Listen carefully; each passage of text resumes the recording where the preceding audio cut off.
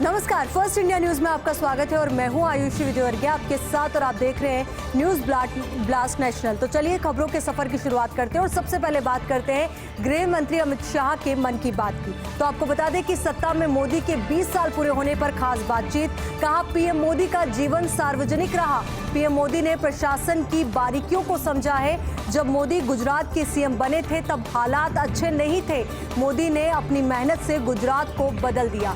गुजरात में ही मोदी मॉडल की बुनियाद रखी। मोदी जी ने गुजरात में आदिवासियों को उनका हक दिलाया।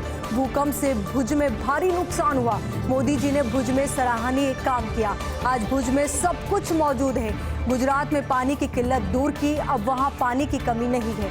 मोदी जी ने जीएसटी, नोटबंदी जैसे बड़े फैसले लिए। हमारा लक्ष्य देश के अंदर परिवर्तन लाने का है। तो तमाम अहम बातें जो है गृह मंत्री अमित शाह ने की और साथ ही साफ तौर पर इसे अमित शाह की मन की बात के तौर पर भी आप देख सकते हैं। तो आपको बता दें कि सत्ता में मोदी के 20 साल पूरे होने पर ये खास बात उन्होंने रखी और कहा कि पीएम मोदी का जीवन हमेशा सार्वजनिक रहा, जनता के हित में रहा। तो वहीं पीएम मोदी ने प्रशासन की बारीकियों को समझा है। जब मोदी गुजरात के सीएम बने थे तब हालात अच्छे नहीं थे।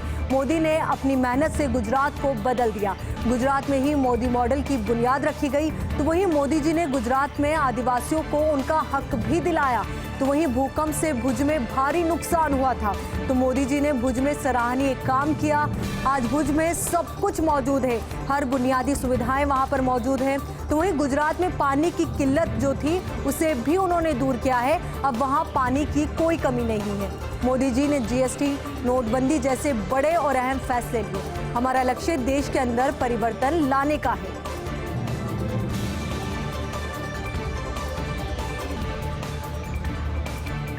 कुछ वर्षों के बाद खुलने वाला है विवादों का पिटारा। नए संसद भवन के लोकसभा कक्ष में बैठ सकेंगे 772 सांसद। वर्तमान लोकसभा में कम पड़ती है 543 सांसदों के लिए जगह। भविष्य में सीटें बढ़ने के अनुमान पर आधारित है संख्या 772। देश में 2026 से शुरू होगा लोकसभा क्षेत्रों का परिसीमन। मतदाताओं की संख्या के आधार पर परिसीमन होने से विवाद हो सकता है। उत्तर प्रदेश, बिहार, राजस्थान में जनसंख्या बढ़ने से सीटों की संख्या ज्यादा होगी। तो वहीं केरल, तमिलनाडु जैसे राज्यों में परिवार नियोजन कार्यक्रम सफल रहे। तो ऐसे में जनसंख्या नियंत्रण के कारण राजनीतिक रूप से पिछड़ रहे हैं ये राज्य। तो जिस तरीके से जनसंख्या नियंत्रण की जो नीति है वो वहां पर अपनाई गई, तो ऐसे में साफ तौर पर जनसंख्या कम हुई है। तो ऐसे में ये राज्य राजनीतिक दृष्टिकोण से पिछड़ते हुए नजर आ सकते हैं, क्योंकि कुछ वर्षों के बाद खुलने वाला है विवादों का पिटारा।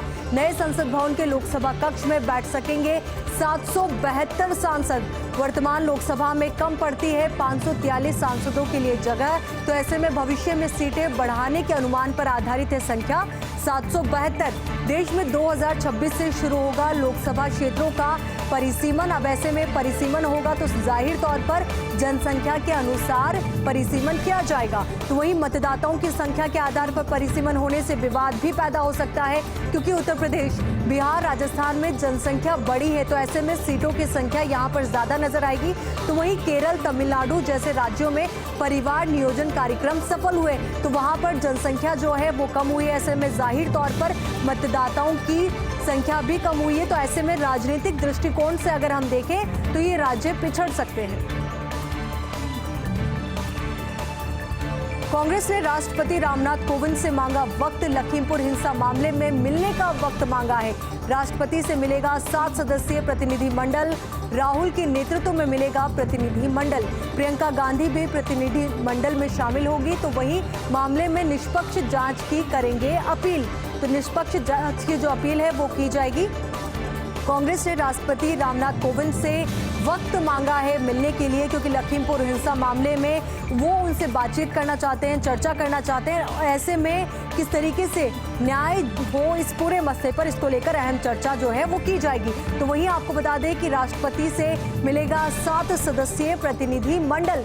राहुल के नेतृत्व में मिलेगा ये प्रतिनिधि मंडल। तो वहीं प्रियंका गांधी भी इस प्रतिनिधि मंडल में शामिल होगी। तो वहीं लखीमपुर हिंसा मामले पर निष्पक्ष जांच की वो अपील राष्ट्रपति से करेंगे।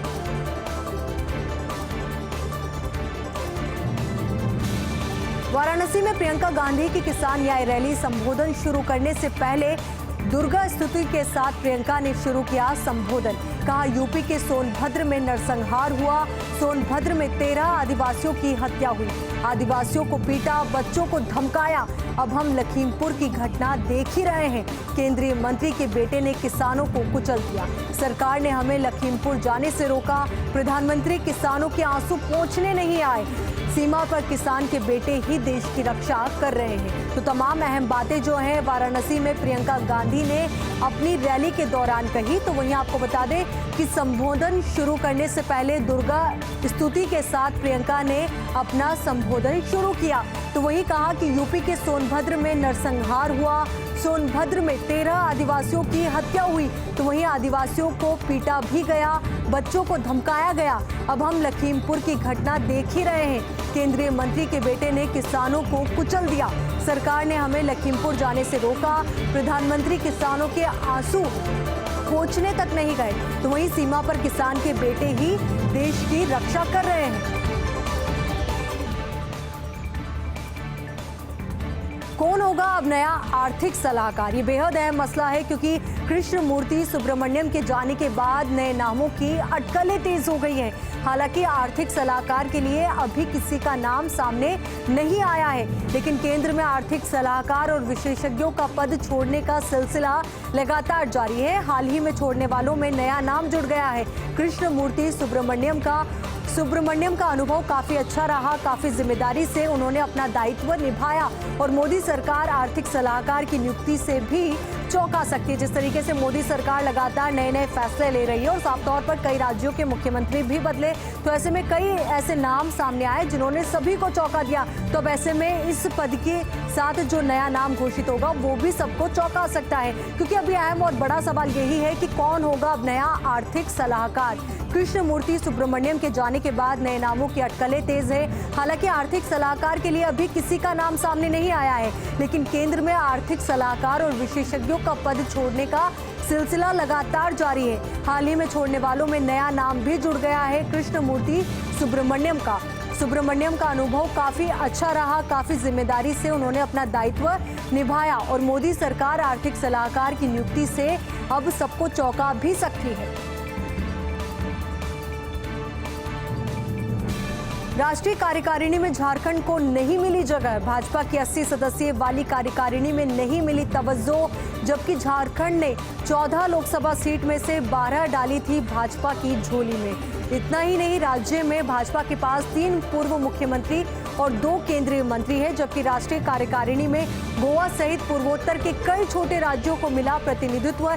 तेलंगाना के 4, ओडिशा के 3, बिहार के 4, छत्तीसगढ़ के 3 नेता राष्ट्रीय कार्यकारिणी में है और झारखंड की अनदेखी का कारण अभी तक किसी को भी समझ में नहीं आया है कि आखिर क्या प्रमुख वजह रही होगी जिस वजह से झारखंड को अनदेखा कर दिया गया। क्योंकि राष्ट्रीय कार्यकारिणी में झारखंड को जगह नहीं मिली है, तो साफ तौर पर इसको इस तरीके से देखा जा रहा है कि झारखंड को तवज्जो नहीं दी गई है।